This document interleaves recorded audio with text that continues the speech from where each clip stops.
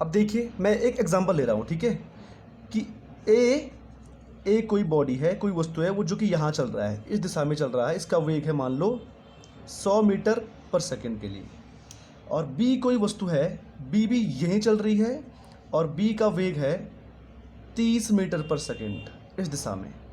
हमको बोला हुआ है कि वेग फाइंड करो, वेग निकालना है ए का बी के सापेक्ष और दूसरा वेग निकालना है बी का ए के सापेक्ष। समझ रहे हैं आप? ए का वेग निकालना है बी के सापेक्ष, बी का वेग निकालना है ए के सापेक्ष। तो कैसा होगा देखो जरा। इसके लिए हमने क्या बोला, पहले अगर मैं वी ए बी निकालूं, वी ए बी निकालने के लिए बी के सापेक्ष निकालना है तो बी को शून्य होना पड़ेगा पहले, है कि नहीं है? तो बी शून्य कब होगा? जब 30 ये यहाँ के लिए है, ये रहा 30 इस दिशा में 30 मीटर पर सेकंड, और मैं इस 30 में अगर 30 इस साइड के लिए जोड़ दूं, 30 मीटर पर सेकंड इस साइड के लिए कर दूं तो जीरो हो जाएगा ये, क्योंकि 30 यहाँ गया 30 यहाँ गया तो खत्म ही तो हो गया। और अब ये कैसा आ गया? रेस्ट में आ गया, ये रुका हुआ हो गया। अब ये कौन है? ये बी है, रुका हुआ। बी को मैं रेस्ट में ला गया। कैसे करके लाया? जब 30 यहाँ के लिए था तो मैं 30 यहाँ जोड़ दिया। अब चूंकि मैंने बी को रेस्ट में लाने के लिए 30 यहाँ जोड़ा हुआ है, यही चीज़ मैं ए में भी मुझे करना पड़ेगा। ऐसा आपने किया होगा, मैं ऐसे बहुत बार कि उपहर में भी अंश में भी 2 से गुणा करने पर, है ना, ऐसा करते हैं। तो जितना चीज़ मैंने यहाँ की है ना, जो चीज़ मैंने यहाँ की है वही चीज़ मुझे ए में भी करनी है, ठीक है? तो मैंने ए में भी किया। ए मेरा यहाँ के लिए था, ये है ए अपना 100 मीटर पर सेकंड के लिए इस दिशा में। अब 30 मैंने यहाँ जोड़ा था इसमें, तो मुझे यहाँ भी 30 जोड़ना पड़ेगा ए में भी। जितने से वहाँ किया है उतने से यहाँ भी करना पड़ेगा, 30 मीटर पर सेकंड। हाँ है ना? ठीक हो गया। अब सुनो, ये तो मेरा 0 हो गया, लेकिन ये 0 नहीं होगा क्योंकि ये 100 है और ये 30 है। 0 कब होगा? जब ये 30 और ये 30 था। जब ये 100 ये भी 100 होता तो ये कितना होता? 0 होता। अब ये 100 है और ये 30 है तो कितना हो जाएगा? 100 में से 30 जाएगा 70, और 70 कहाँ के लिए आएगा? इसलिए ये यहाँ के लिए आ जाएगा 70 मीटर पर सेकंड। ये कौन है? ये अपना ए है। अब बताओ जरा, ए तो 70 है, 70 है, बी कितने? 0 है, इसलिए वेग ए का बी के सापेक्ष कितना हो जाएगा? 70 मीटर पर सेकंड। नहीं आया आपको समझ? बी 0 हो गया, अब तो डल्टी हो जाएगा। पहले तो दोनों 0 नहीं थे, पहले जिसके सापेक्ष निकालना है उसको क्या करना है? 0 करना है, कर दिया 0 भाई। अब ए का बी के सापेक्ष कितना हो गया? 70। कहाँ के लिए? ईस्ट के लिए, या देखो ईस्ट के लिए, या प्लस में। प्लस क्यों? पॉजिटिव क्यों बोल रहा हूँ? क्योंकि यहाँ x धन होता है, यहाँ x ऋण होता है ना? तो पॉजिटिव के लिए हो गया। ठीक, ये चीज़ सेकंड वाला करने के लिए देखो जरा, इसको करने के लिए वी बी ए। अब मुझे ए को 0 करना है, नहीं करना है क्योंकि ए के सापेक्ष निकालना है अभी। ये क्या है? बी का वेग ए के सापेक्ष, ऐसा पढ़ना है, ये मैं बोल चुका हूँ पहले ही। बी का वेग ए के सापेक्ष, तो कैसा होगा देखो जरा ध्यान से सुनो। पहले मैंने ए को 0 करना है, तो भाई साहब ये रहा अपना 100 मीटर पर सेकंड। अब ए को मैंने 0 करना है तो मैंने 100 यहाँ लगा दिया, हाँ है ना? ये 100 मीटर पर सेकंड। अब ये कौन आ गया? ये अपना हो गया ए। कैसा हो गया भाई? रेस्ट में हो गया, रुका हुआ हो गया ए।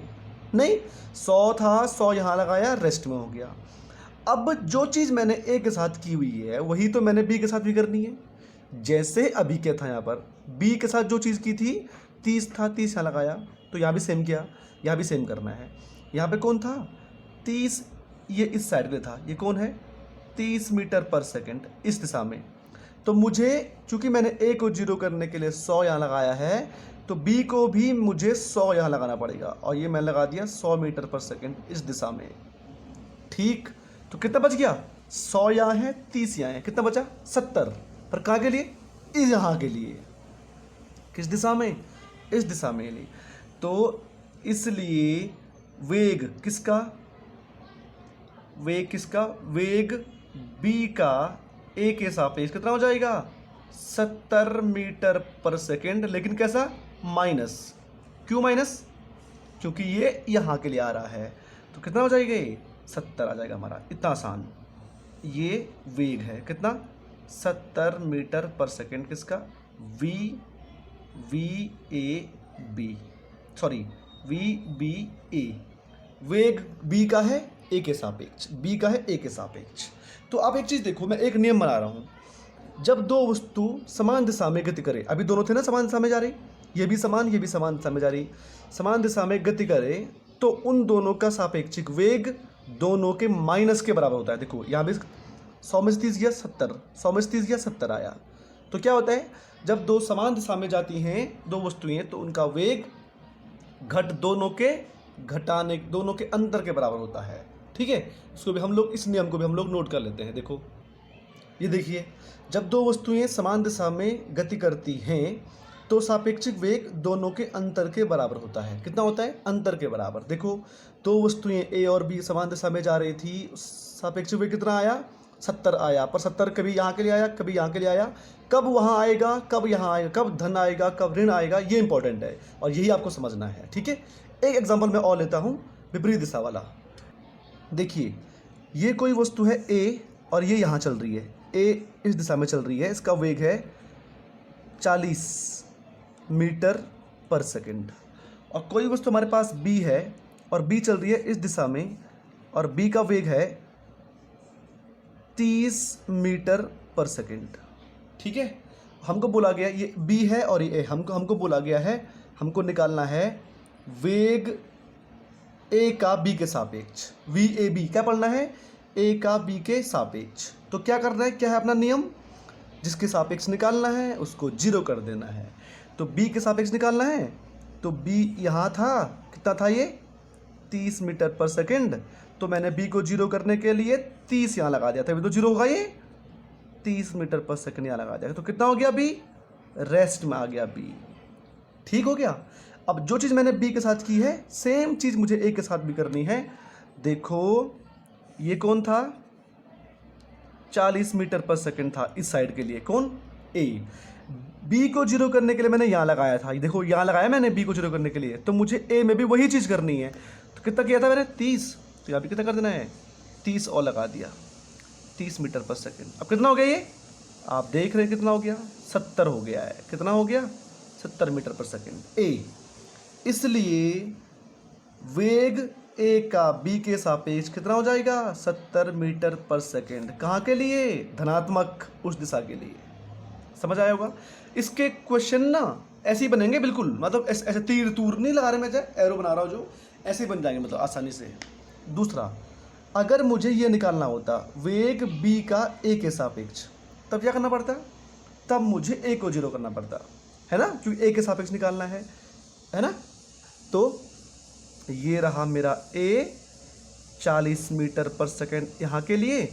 ए को 0 करने के लिए मैंने कहाँ लगाया? यहाँ भी लगाया। कितना? 40 मीटर पर सेकंड। तो कितना हो गया ये? रेस्ट में हो गया। ए कहाँ गया? रेस्ट में। देखो यहाँ लगाया मैंने 0 करने के लिए। अब ये कौन था अपना?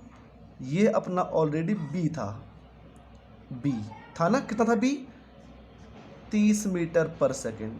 अब मैंने ए को 0 करने के लिए यहाँ लगाया, तो बी में भी मुझे वही चीज़ करनी है और ये मैंने यहाँ लगा दिया। कितना लगाया? 40 मीटर पर सेकंड। यहाँ 40 लगाया था, यहाँ भी कितना लगाना है? 40 लगाना है। तो कितना हो गया ये पूरा? ये पूरा हो गया 70 मीटर पर सेकंड। पर कैसे? इधर के लिए। तो इसलिए वेग कितना आया? वी बी ए, बी का ए के सापेक्ष ऋण 70 मीटर पर सेकंड। समझ आया आपको कि कब धन आएगा कब ऋण आएगा, ये इंपॉर्टेंट है। ठीक है, तो यहाँ भी हम नियम लिख देते हैं। नियम क्या है अपना? देखिए नियम क्या है, जब दो वस्तुएं विपरीत दिशा में गति करें तो सापेक्षिक वेग दोनों के जोड़ के बराबर होता है। जुड़ जाता है, मतलब दोनों के वेग दोनों के जोड़ के बराबर हो जाता है। तो याद रखिए सिंपल जोड़ना है, यानी कि 30 + 40 तो कितना होना है? 70 होना है। लेकिन चिन्ह का ध्यान देना है, कब धन होगा कब ऋण होगा। ठीक है, आगे जाते जाते हम क्या करेंगे? हम ये करेंगे कि कोई बारिश की बूंद ऊपर से आ रही है, कोई इंसान चल रहा है। अभी तो मैं सिंपली बोल रहा हूँ, एक यहाँ जा रहा है एक यहाँ जा रहा है ना। अब क्या होगा? ऊपर से चीज़ आएगी, बारिश की आएगी, हम चल रहे हैं तो हमको अपना छाता कहाँ रखना पड़ेगा ताकि हम भीगे नहीं। ठीक है, ये सब क्वेश्चन हम लोग करेंगे अब आने वाले टॉपिक में जब हम पढ़ेंगे सदिश। अभी तो ये सिंपल है, वेग की बात कर रहा हूँ मैं खाली। ठीक है, थैंक यू।